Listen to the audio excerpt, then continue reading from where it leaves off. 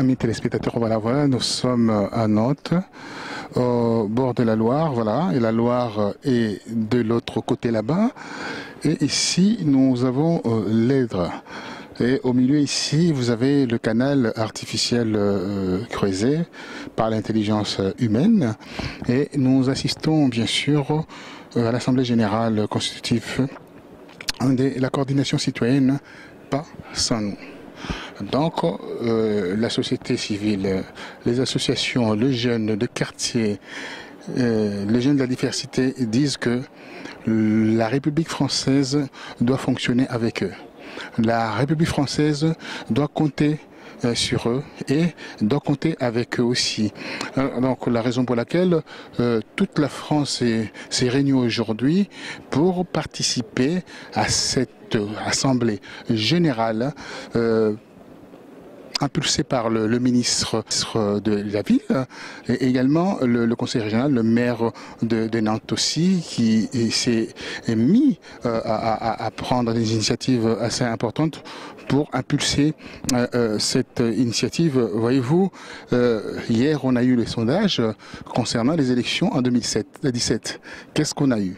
On a eu que si le premier tour, au deuxième tour des élections présidentielles, c'est Marine Le Pen qui gagnerait les élections présidentielles. C'est une catastrophe pour la France et c'est une régression terrible d'une trentaine d'années où on se trouve dans un pays où il y a une grande diversité, un melting pot de culture, quelque chose d'extraordinaire, sera mis en cause par ce que nous constatons aujourd'hui. Effectivement, nous soutenons le fort consenti par le pouvoir en place, par le gouvernement de Valls,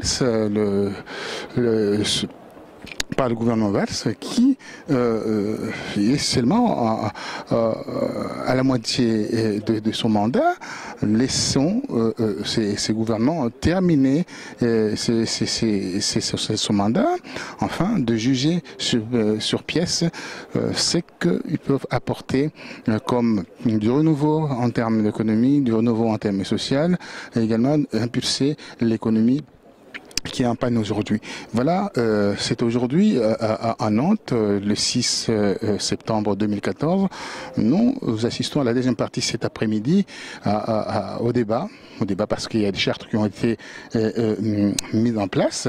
Il y a les projets du statut, il y a une présentation de mission de coordination. Bon, il y a une plaquette qui... tout le monde travaille en fait pour apporter un plus. C'est-à-dire qu'il faut que la République travaille avec la diversité. Il faut qu'on puisse donner la chance, comme en Angleterre, comme aux États-Unis. C'est vrai, on peut dire aux États-Unis, il y a toujours des problèmes aussi là-bas, mais donner la chance aux jeunes issus de la diversité qui ne connaissent pas l'Afrique, qui ne connaissent pas d'autres pays, qui connaissent que la France comme État, comme pays, comme République. Voilà, donc nous sommes ici, nous attendons la deuxième partie pour en parler. Merci à vous. Les villes et autres, on a besoin des historiens qui vont faire les choses pour sortir les origines des choses. Parce que les associations, on va aller, quand on n'a pas des analyses, des choses formulées juridiquement, historiquement, on va se perdre, on a besoin de cette conseil scientifique. Et là, c'est qu'il y a un changement radical, politique qui est en train de s'opérer. Là, le rapport de pouvoir est en train de changer, le rapport de force est en train de changer. Et ça se situe très, très, très, très loin. Construisons ici parce que là, tous ces gens-là, ils se sont organisés, ils sont en train de s'enrichir. Ils vont arriver sur le marché mondial. Ils sont chinois, ils sont africains, ils sont brésiliens. Moi, je ne suis pas un acteur d'un quartier populaire. Par contre, je suis permanent d'une organisation, c'est le collectif Pouvoir d'Agir, qui trouve que c'est important que la coordination puisse se développer, exister, et on file un coup de main. Donc on vient pour accompagner, aider, faire s'il y a besoin de mettre un peu d'animation dans les ateliers, s'il y a besoin de faire le café, s'il y a besoin... Aujourd'hui, comment voyez-vous la journée d'aujourd'hui? Comment je la ressens? Oui, le ressenti, en fait, pas. Ah ben moi je suis... j'étais venu un peu en me disant où est-ce qu'on en est là maintenant, après l'été, est-ce qu'il y a toujours de l'engouement pour travailler à construire ce projet. Et j'ai vraiment l'impression que l'état d'esprit là que je vois est plutôt très constructif, positif. Et on a peut-être atteint la masse suffisante pour que on bascule là, dans cette rentrée avec une dynamique qui va s'élargir dans des régions qui ne sont pas représentées pour l'instant. Donc moi je suis plutôt très content de ce que j'y vois et de l'état d'esprit des gens qui sont venus participer à la construction de cette coordination. Et la dynamique, quand on parle de la dynamique, moi je vois la France, ça fait 40 ans qu'il y a la diversité, c'est melting pot, et aujourd'hui vous parlez, c'est un élan qui commence, et c'est pas inquiétant tout ça? Que l'histoire se répète? Non, l'histoire elle se déroule. Je pense qu'il y a eu plein de tentatives de ça qui n'ont pas marché ces 30 dernières années. On est peut-être à un moment, parce qu'on est dans une situation, un contexte peut-être de fin de période. Fin de cycle? De fin de cycle, ouais. Moi, je crois vraiment ça. Courbe de Gauss, alors comme on dit, donc ça monte après, c'est le déclin. Et en tout cas, il y a une partie qui est en train de se terminer. Et moi, je me dis que là, ici, il y a peut-être un des bouts de l'avenir qui se fabrique, ou du renouveau de quelque chose. De la capacité à ce que les milieux populaires soient représentés et une capacité à s'exprimer, à peser sur les décisions qui les concernent. Ça ne va pas épuiser la question, mais je pense que la coordination passe en nous, c'est un bout de ça. Et pour être plus tout à fait un gamin, j'ai vécu moi des expériences qui ont foiré ces 20 dernières années, voire 30 dernières années. Là, j'étais un peu curieux de ça, donc de venir voir, et je trouve que les gens qui sont là, ils sont peut-être en train de conjurer le mauvais sort qu'a flingué d'autres initiatives de fédération des milieux populaires dans ce pays. Mauvais sort ou bien volonté politique? La volonté politique que ça n'existe pas, elle est toujours là. Ça n'a pas beaucoup changé. Moi, je pense que quand ça n'a pas marché, c'était moins pour des raisons extérieures que pour une grande incapacité à dépasser des désaccords, des questions d'ego, peut-être un manque d'habitude de l'organisation. Là, je trouve qu'il y a une maturité, il y a une diversité et peut-être qu'on va réussir à faire prendre la mayonnaise. En tout cas, voilà, moi je fais partie de ceux qui sont venus filer un coup de main pour que ça ait une chance de marcher. La mayonnaise a pris avec le Front National. Au niveau des sondages aujourd'hui, ça grimpe. Au deuxième tour, le Front National battrait le socialiste. Oui. Oui, bien sûr. Alors, donc ça foirait tout ça. La diversité, ça n'a pas marché. Je pense qu'on est à un point de fin de cycle. Non, pas de non-retour. La vie est longue et puis quand une période se termine, c'est déjà une suivante qui commence. Les dangers par rapport au Front National, ils sont bien sûr, ils sont présents, ils travaillent, ils sont plutôt, ils se débrouillent, ils sont actifs. Ils ont bien compris qu'on était à la fin d'un cycle et qu'il y avait un espace à occuper. Alors la coordination citoyenne, elle n'est pas tout à fait dans le même registre, mais d'une certaine manière, il y a un peu une course de vitesse pour remettre en mouvement des choses qui soient plus positives du côté des milieux populaires. Si on ne le fait pas, effectivement, on peut le lire comme ça. Si on ne le fait pas et si cette expérience et d'autres ne fonctionnent pas, ça libère d'autant plus d'espace pour le Front National qui en fait assez intelligemment, je trouve, son beurre là, ces dernières années. Ouais. Merci à vous. Je vous en prie. C'est fini. Alors, je vais arrêter la caméra. Je t'avais parlé des journalistes. Sachant que ce soir, on aurait le grand bonheur de partager où il y a le conseil général, bien sûr, par rapport à ces mouvements citoyens auprès des villes. Ça fait longtemps que vous êtes là, vous êtes les seuls Congolais ici. Toute la France est là. On voit le Front National aujourd'hui occupe le terrain parce que cette initiative n'a pas pris le dessus par rapport à ce que vous avez demandé au gouvernement. Aujourd'hui, vous êtes en train de mettre les choses en place. Quelle est votre impression par rapport aux journées d'aujourd'hui? Mon impression par rapport aux journées d'aujourd'hui, c'est que le rapport qui a été fait l'année dernière, le 8 février, qu'on avait fait au ministre Lamy, avec qu'on a intitulé rapport implicitandé. Il y avait des propositions qu'on avait proposées au gouvernement. Alors, le gouvernement qui n'a pas pu prendre l'expéditise des citoyens et l'expérience des citoyens sur le terrain pour faire avancer ou changer la politique de la ville.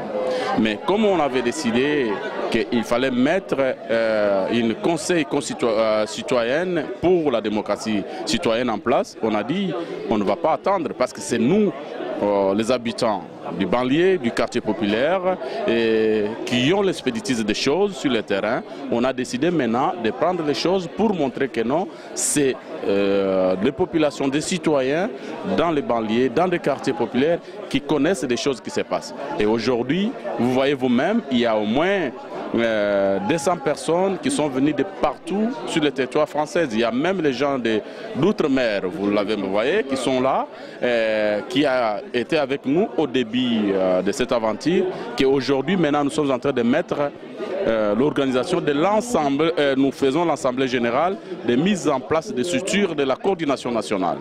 Et là, on a travaillé sur les chartes que nous appelons chartes politiques de la coordination citoyenne.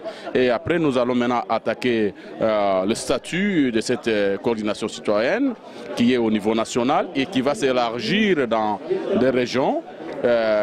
Vraiment, vous avez vu vous-même, les gens ils sont prêts à faire changer les choses. Et nous sommes là, pas simplement à demander, mais nous sommes là pour proposer, construire ensemble avec les décideurs. C'est pourquoi on est là. Alors, une dernière question, parce que vous allez reprendre vos activités, les votes, et pour travailler sur les statuts.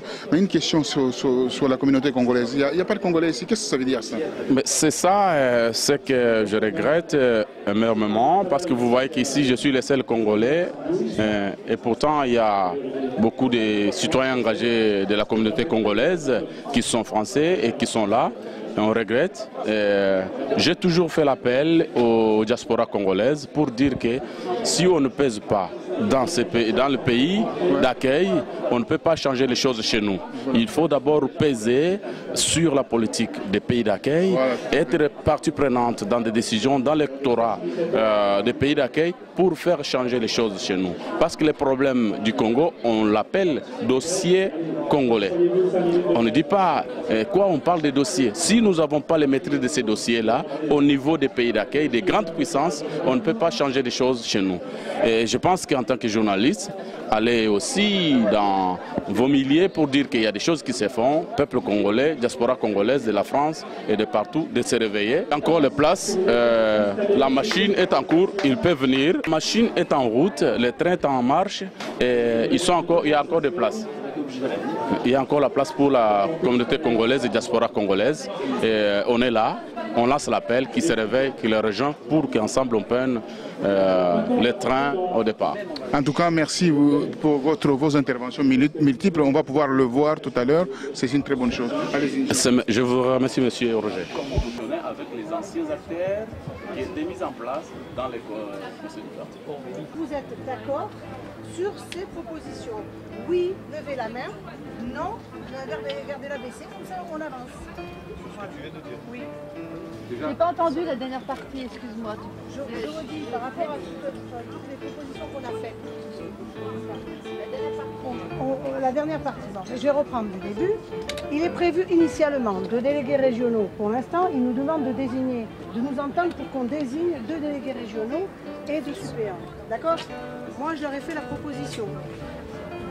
Je vais la soumettre, je ne l'ai pas encore soumise, d'obtenir des suppléants représentatifs des villes avec la spécificité propre à PACA qui sont surreprésentés ici, première des choses. Deuxième des choses, j'ai entendu dans vos propositions, au-delà de celle-là, de prévoir, pourquoi pas, une proposition de 3 suppléants propres à Marseille, qui est une ville assez... avec un nombre d'habitants assez conséquent, avec un nombre de quartiers populaires hyper représentés et représentatifs, de proposer qu'il y ait 3 suppléants sur Marseille, 2 délégués et 1 suppléant par ville.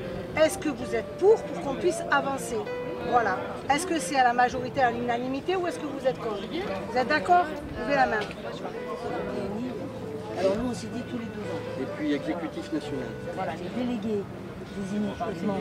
Alors c'est là où il y a une erreur sur cette appellation, c'est les adhérents. Oui. Parce que là, c'est pas les délégués. En fait, là, il y a une erreur dans ce document. C'est ce que je vous disais tout à l'heure quand j'ai pris le micro.